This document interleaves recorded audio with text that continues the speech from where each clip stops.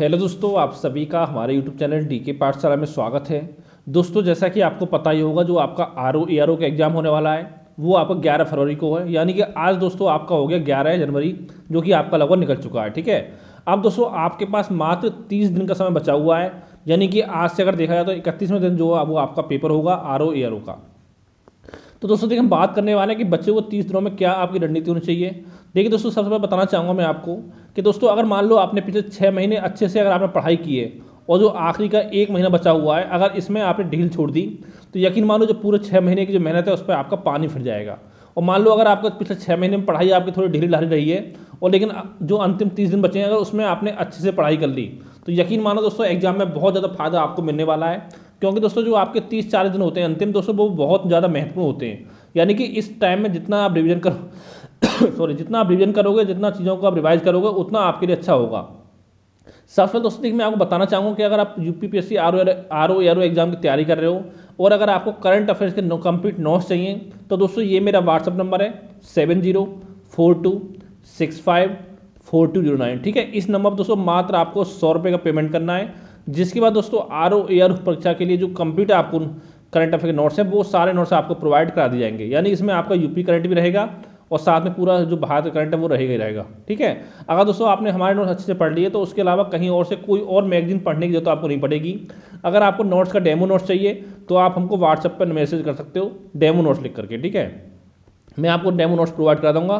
साथ ही देखिए दोस्तों, जो हमारे नोट्स हैं वो टोटल मिला करके आपका 129 पेज के हैं। और दोस्तों इसमें जितनी आपकी अच्छी मैगजीन आती है, क्रॉनिकल हो गया, घटना चक्र, घटना सार, प्रतोदर्पण आपका हो गया, और साथ में पीआईबी की वेबसाइट, एआईआर न्यूज़ की वेबसाइट, तो इन सभी से मिलाकर के मैंने नोट्स आपके तैयार किए हैं। अभी दोस्तों जो आपको करंट के नोट्स मिलेंगे दोस्तों वो मिलेंगे आपको 1 मार्च से लेकर के 31 दिसंबर तक के।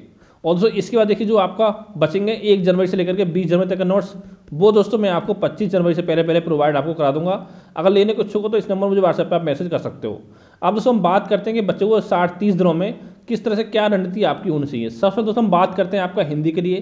तो दोस्तों जो हिंदी में आपके 6 टॉपिक पूछे जाते हैं, इनको जितना दोस्तों हो सके बार बार रिवाइज करिए। जो सब दोस्तों कन्फ्यूजन होते हैं उनको बार बार आपको लिख के याद करना है। मतलब किस तरह की कोई कमी आपकी नहीं रहनी चाहिए। कम से कम 50 में बोला है, आप कोशिश करिए 50 से लेकर 55 नंबर तक आपके आने की, जो हिंदी में आपके आ जाएं। जितने ज़्यादा नंबर दोस्तों आपके हिंदी में आएंगे उतनी ही कम मेहनत आपको करनी पड़ेगी जीएस में। लेकिन दोस्तों फिर भी कभी कभी हो देखो, कम से कम 50 क्वेश्चन तो आपके कम से कम सही होने चाहिए नेगेटिव में हटाने के बाद। अगर 50 से कम क्वेश्चन अगर आपके सही हो रहे हैं तो समझ लो आप रेस में बाहर हो रहे हो।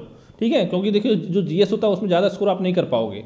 अब दोस्तों हम बात करेंगे जीएस की, तो दोस्तों बार बार मैं आपसे बोला हूँ सबसे जो मेन पार्ट है जीएस में वो दोस्तों आपका करंट अफेयर है। करंट को आपको हल्के में नहीं लेना है। यहाँ पर आपके 20 से 25 क्वेश्चन एग्जाम में पूछे जाते हैं।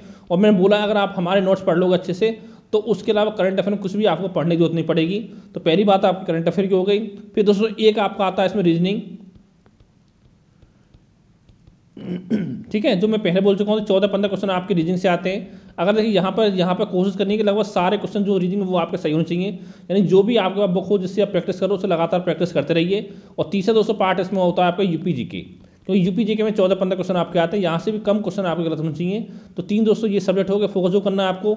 इसके अलावा दोस्तों एक आपका आधुनिक इतिहास हो गया जिस पर आपको अच्छे से फोकस करना है, आधुनिक भारत का इतिहास। और फिर दोस्तों आपका भूगोल हो गया जिसमें भारत का भूगोल भी और साथ में विश्व का भूगोल भी शामिल होता है। और साथ में जो जनगणना है वो भी आपको अच्छे से तैयार करनी है, चाहे वो यूपी की हो चाहे आपकी भारत की हो। ठीक है, और फिर तो पॉलिटी वगैरह थोड़ा बहुत क्वेश्चन तो आप कर ही दोगे एग्जाम में। तो दोस्तों इस तरह से आपको रणनीति बनानी है। यानी दोस्तों कोशिश करनी थी कि जो बच्चा हुआ समय है यहाँ पर दोस्तों कोशिश करिए दिन में कम से कम आपको, अगर आप जॉब नहीं करते हो तो 10 घंटे के आसपास आपको स्टडी करनी है। ठीक है, जिसमें से 1.5-2 घंटा पढ़ना आपको हिंदी, और डेली कम से कम एक आपको टेस्ट सीरीज, एक जीएस की और एक आपका हिंदी की, वो आपको जरूर सॉल्व करनी है विद एक्सप्लेन। यानी ठीक है, यानी जो भी टेस्ट सीरीज आप सॉल्व करो वो आपको व्याख्या सही टेस्ट सीरीज आपको सॉल्व करनी है। ये आप बात टेस्ट सीरीज की हो गई। और दोस्तों जितने भी सब्जेक्ट है, देखिए मैं आपसे कहना चाहूँगा जितने भी आपके सब्जेक्ट हैं, इतिहास, भूगोल, राज व्यवस्था, अर्थव्यवस्था, आप कोशिश करिए चाहे आपको 30 मिनट की सब्जेक्ट किसी को 1 घंटा दो, लेकिन दिन में डेली सारे सब्जेक्ट पढ़ने की आप कोशिश करिए। ठीक है, जैसे मान लो आप अर्थव्यवस्था पढ़ रहे हो तो आपको स्टार्ट कहाँ से करना है, पहले दोस्तों जितनी भी आपकी योजना है केंद्र सरकार की वो आपको पढ़नी है। ठीक है, अगर आपको अर्थव्यवस्था स्टार्ट करना है तो। और फिर दोस्तों जो आपकी पंचवर्षीय योजना है वो सॉरी वो आपको पढ़नी है, क्योंकि यहाँ से दोस्तों लगातार एग्जाम में आपके क्वेश्चन पूछते आए और अब आगे भी पूछे जाते रहेंगे। फिर दोस्तों जैसे कि आपका मुद्रास्फीति हो गया कि जब मुद्रास्फीति की स्थिति होती है तो उसमें किसको फायदा होता है, किसको नुकसान आपको होता है। गरीबी आपका हो गया। ठीक है, मुद्रा में बैंकिंग वगैरह जो चैप्टर वो तो इसमें आ जाता है मुद्रास्फीति में आपका, और बैंकिंग वाला ये चैप्टर आपको पढ़ना है। और साथ ही जितने देखिए आपके इंटरनेशनल ऑर्गेनाइजेशन वगैरह उनके बारे में पढ़ना है कि किसका मुख्यालय कहाँ है और किस में कितने सदस्य हैं आपके। जैसे ब्रिक्स में पूछ सकता है कि अभी इसमें 5 सदस्य और जुड़े हैं, पहले 5 थे अब इसमें 10 हो गए, कि आसियान में कितने देश सदस्य हैं इसके। और साथ में अगर किसी आपका संगठन कोई नया आपका मुखिया बना है तो उसको बारे में पूछ सकता है, क्योंकि हेड बना होना है, ठीक है। तो इस तरह दोस्तों लगातार आपको पढ़ना है और जितना दोस्तों हो सके आपको रिवाइज करना है, करते रहिए। और अगर दोस्तों कोई आपको मन में डाउट हो या कोई सवाल हो तो मुझे आप व्हाट्सएप पर मैसेज कर पूछ सकते हो। और दोस्तों देखिए एक ध्यान देना है आपको, भूगोल में जो भी आपका डाटा होता है, ठीक है, डाटा वगैरह अच्छे से आपको तैयार करना है। जैसे कि दोस्तों मान लो आपको कृषि का डाटा हो गया कि किस फसल के उत्पादन में कौन सा देश पहले पर है, कौन सा राज्य पहले पर है, यूपी का स्थान क्या है, भारत का स्थान क्या है। खनिज का डाटा आपका हो गया कि कौन से खनिज के उत्पादन में कौन सा देश पहले पर, कौन सा राज्य पहले पर है। तो ये सब दोस्तों जो भी आपका डाटा होता है वो आपको याद रखना है। साथ में जो आपका एमएसपी तय करती है भारत सरकार, उसके बारे में पूछ सकता है कि इस बार फसलों में क्या एमएसपी तय किया है, ठीक है। तो दोस्तों सारे पॉइंट देखिए जहाँ से क्वेश्चन बनते हैं बार बार आपको अच्छे से तैयार करना है। तो दोस्तों इतना ही आपको जानकारी देनी थी। या कोई आपको मन में डाउट हो, सवाल हो तो नीचे कमेंट करके आप पूछ सकते हो। Thank you for watching.